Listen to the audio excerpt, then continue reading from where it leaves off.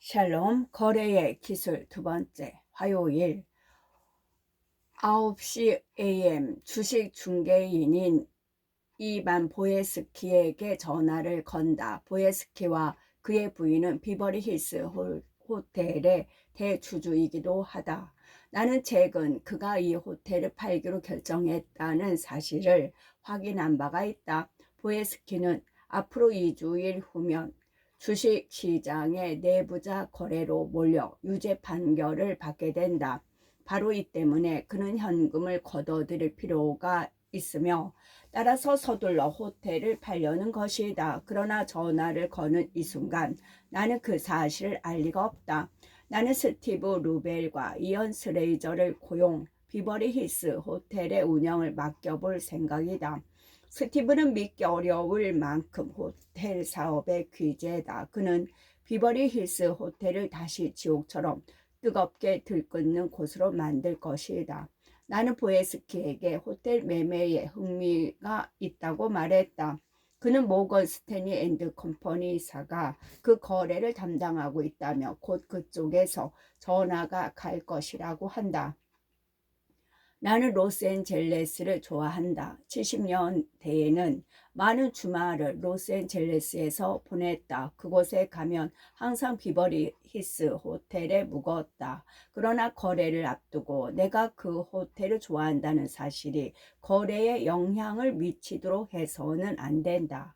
그 호텔을 좋아하는 만큼 저쪽에서 요구하는 값보다 훨씬 싼 값으로 구입할 때만이 그 호텔은 나에게 의미가 있는 것이다. 오전 9시 30분 앨런 그린버그가 전화를 걸어왔다. 우리는 홀리데이 인사에 주식 10만 주를 더 샀었다. 주식값은 다시 1.5포인트가 올랐다. 거래는 매우 활발하다. 홀리데이 사이 고위 간부들이 대혼란에 빠졌으며 나의 주식 매입에 어떻게 대응해야 할지 긴급 회의를 열고 있다고 한다.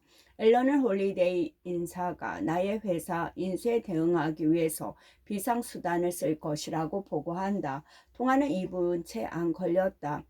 그것도 내가 앨런을 좋아하는 이유 중에 하나다. 그는 결코 시간을 낭비하지 않는다. 오전 10시 사무실에서 건축업자들을 만난다. 그들은 트럼프 플라자로부터 애틀랜틱 시티 보드워크 거리를 가로지르는 2,700대 주차 능력의 주차장과 운송센터의 건설을 맡고 있다. 3천만 달러가 드는 공사다. 그들은 공사 진척 상황을 보고하기 위해서 온 것이다.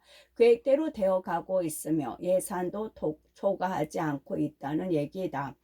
그 주차장은 애틀랜틱 시티의 연중 가장 큰 주말 휴일인 1987년 전몰 장변 기념일 5월 30일에 맞춰 완공될 것이다. 이 일은 우리의 사업을 엄청나게 확대시킬 것이다. 새로운 주차장 부지는 보드워크로 이어지는 주요 도로의 끝에 위치하고 있으며 보드로 우리 카지노들과 연결된다. 우리 주차장에 주차하는 사람은 누구나 곧바로 우리 카지노로 흡수되도록 돼 있다. 오전 11시 사무실에서 뉴욕의 한 은행가를 만난다. 그는 나와 함께 사업을 해보자는 제안을 하기 위해 온 것이다. 우리는 내가 생각하고 있는 거래들에 관해 전반적인 이야기를 나눈다. 생각해보면 참 재미있다. 이젠 은행가들이 나를 찾아와 은행 돈을 쓸 의사가 있는지를 묻는다. 그들은 안전한 베팅을 할 줄 안다. 오후 12시 15분 노마가 들어와 울먼 스케이팅 링크에 관한 기자회견 날짜를 목요일에서 수요일로 변경해야겠다고 말한다. 뉴욕시 공원의 커미셔너인 헨리 스톤에게 문제가 생겼다는 것이다. 헨리가 목요일에 워퍼 웨스트사이드에 있는 새로운 센트럴파크 운동장의 개장식 스케줄이 잡혀 있었다. 거기에는 가수 다이애나 로스가 서명을 했다. 문제는 우리가 목요일로 예정된 콘크리트 작업을 변경할 수 없다는 것이다. 그날 기자회견을 갖는 것도 그 때문이다. 그러나 어쩌겠는가. 일이 되어가는 대로 놔둘 수밖에. 나는 헨리를 곤란하게 만들고 싶지 않다. 지난주에 우리 경비원들이 울먼 스케이팅 링크에 들어가려는 그를 출입 허가증이 없다는 이유로 제지한 적이 있다. 그것은 과잉 경비였다. 그러나 헨리는 결코 놀라지 않았다. 오후 12시 45분 내 회계사인 잭 미트릭이 우리가 진행하고 있는 한 거래에 대한 세금 문제를 논의하기 위해서 전화를 걸어왔다. 나는 그에게 새로운 연방세법이 부동산에 어느 정도 마이너스 영향을 미치게 될 것인가를 묻는다. 왜냐하면 세법은 현재의 부동산 세금 공제의 많은 부분을 제외시키고 있기 때문이다. 그러나 놀랍게도 미트닉은 새 세법이 전반적으로 나에게 플러스가 될 거라고 말했다.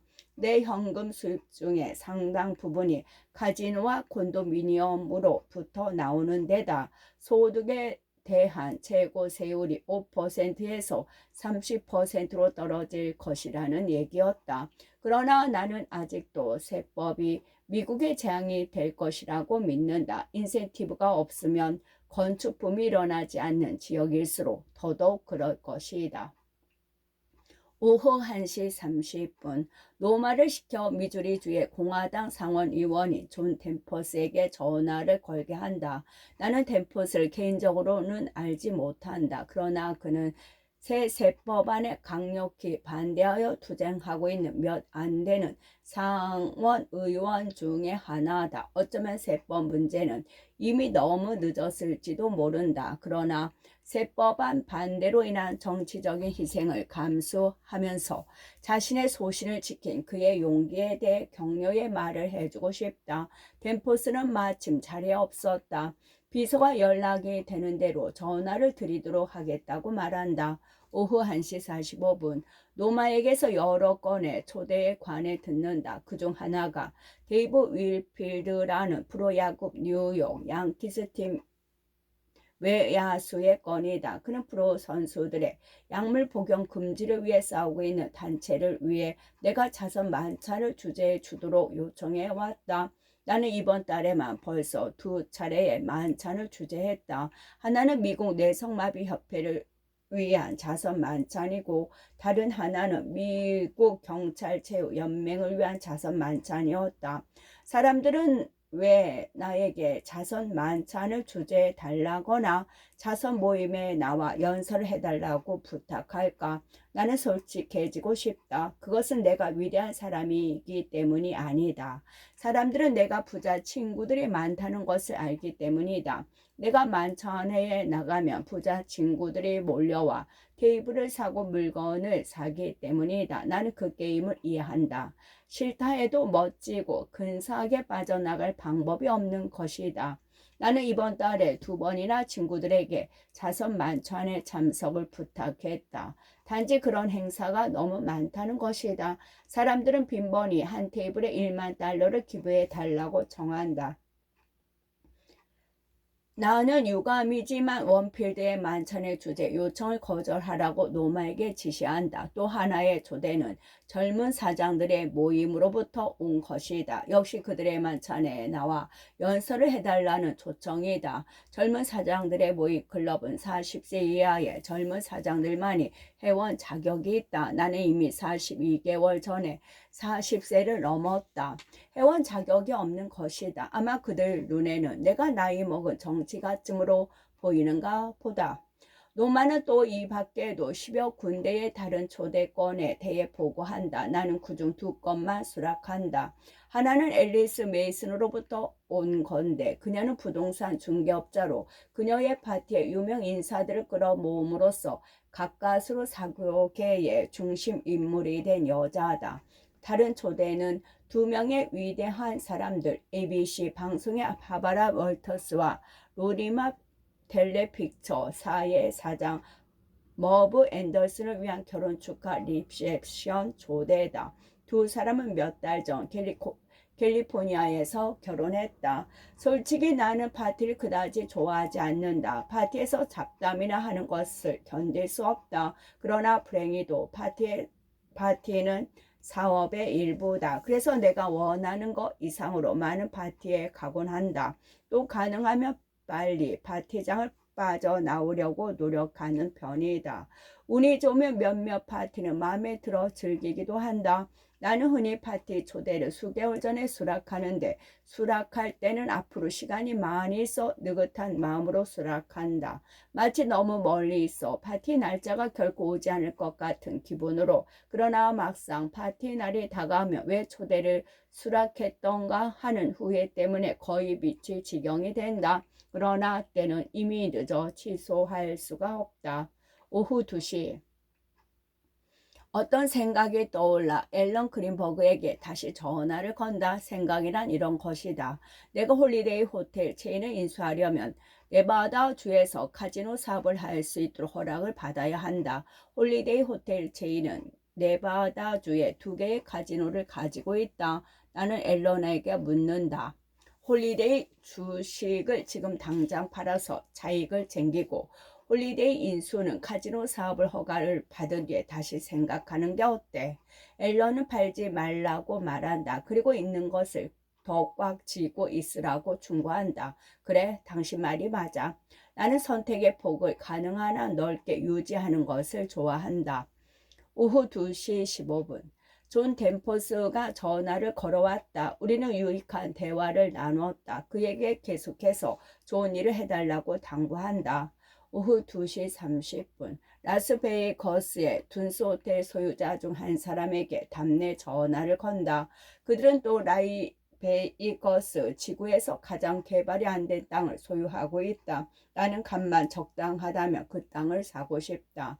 나는 카지노 사업을 좋아한다. 거대한 스케일과 황홀함, 그 모든 것을 좋아한다. 나는 현금이 쏟아져 들어오고 나가는 것을 좋아한다. 누구든 이 사업에 정통해서 합리적으로 운영한다면 엄청난 이익을 남길 수 있다. 잘만 하면 무게로 따져 1톤쯤은 돈을 벌 수도 있다. 오후 2시 45분. 내 동생 로버트와 하비 프리먼이 들렀다. 그들은 우리 회사의 실무 부사장들과 MBC사의 중역들 및 콘 에디슨과의 웨스트사이드 계획에 관한 회담 결과를 보고하기 위해 들른 것이다. 콘 에디슨은 우리의 웨스트사이드 계획치고 남쪽 끝에 커다란 굴뚝이 달린 공장을 가지고 있는 친구다.